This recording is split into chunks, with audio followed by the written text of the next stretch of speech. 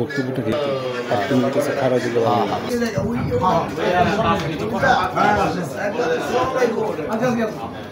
একটু সাইড পিছনে যাও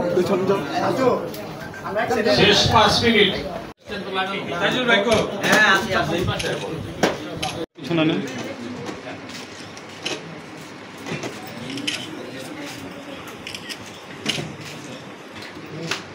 ইয়ান মার্চেন্ট এবং টানবাজার সমিতির বদনাম আছে যে আমরা নাকি বন্ডের মাল বিক্রি করি। অ্যাকচুয়ালি ব্যবসায়ীরা কিন্তু বন্ড লাইসেন্স নিয়ে ওরা ইম্পোর্ট করে না, এটা করে বিভিন্ন অসৎ কিছু ব্যবসায়ী করে, ওই মালটা এখানে পাঠায়, নতুন গোপালতি পাঠায়, যার বদনামটা আমাদের হইতে হবে। এটা যেন না হয় সেদিকে আমরা খেয়াল রাখবো এবং আপনাদের কাছে অনুরোধ রাখবো, বিশেষ করে দিবু ভাই এবং শাকত ভাই যারা আছেন, আমাদের এখানে যেন কোনো চাঁদাবাজি না হয় সেদিকে আপনারা খেয়াল রাখবেন।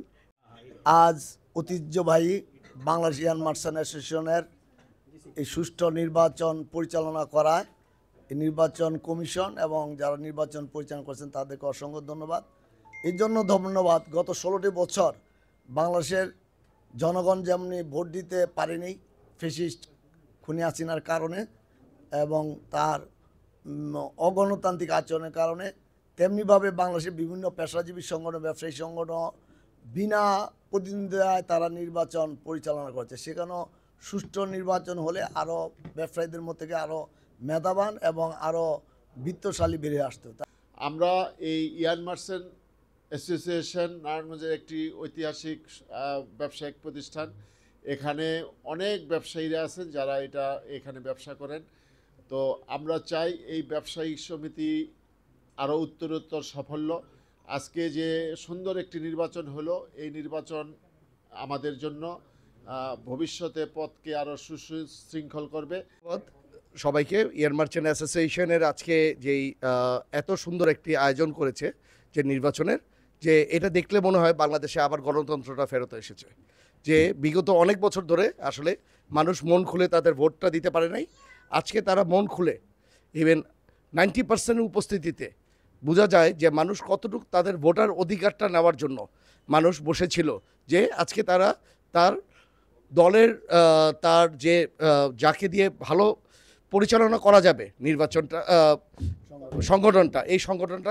সংগঠনের এই ব্যক্তিটাকে তারা চুজ করবে। তবে আমি আশা করব বাংলাদেশের গভর্নমেন্টের কাছে, সরকারের কাছে, যে ইয়ান মার্চেন্ট অ্যাসোসিয়েশনটা একটা খুব পুরানো একটি সংগঠন। এই সংগঠনের মাধ্যমে বাংলাদেশের টেক্সটাইলের যারা আছে তারা কিন্তু প্রচণ্ড বেনিফিটেড হয়। কিন্তু বাংলাদেশে দুঃখজনক হলো বিভিন্ন মিল মালিকরা যারা এক্সপোর্ট ওরিয়েন্টেড যারা কাজ করে, তারা বিভিন্ন সময় বন্ডের মাল এনে এই মালগুলি বাজারে বিক্রি করে দেয়, যেটার জন্য বাংলাদেশের বিভিন্ন যারা সুতার সাথে অথবা যারা এই ট্রেডের সাথে জড়িত তারা বিভিন্নভাবে ক্ষতিগ্রস্ত হচ্ছে। আমি আশা করব গভর্নমেন্ট অতি শীঘ্রই এই ধরনের দুষ্ট যারা এই চক্রের সাথে জড়িত তাদেরকে আইনের আওতায় নিয়ে আসবে। আমাদের বর্তমান যিনি ইয়ান মার্চেন্টের প্রেসিডেন্ট সুলেমান ভাই, উনিও এখানে আছেন, আরও অনেকেই এসছেন। তা আমি চাই যে নারায়ণগঞ্জে আজকে ইয়ান মার্চেন্টে যেভাবে একটা সুন্দর উৎসবমুখর পরিবেশে নির্বাচন অনুষ্ঠিত হলো, আমরা ঠিক 4টায় বন্ধ করে দিয়েছি। আমাদের ভোটার অলমোস্ট প্রায় 95% ভোট আমাদের কাস্ট হয়েছে।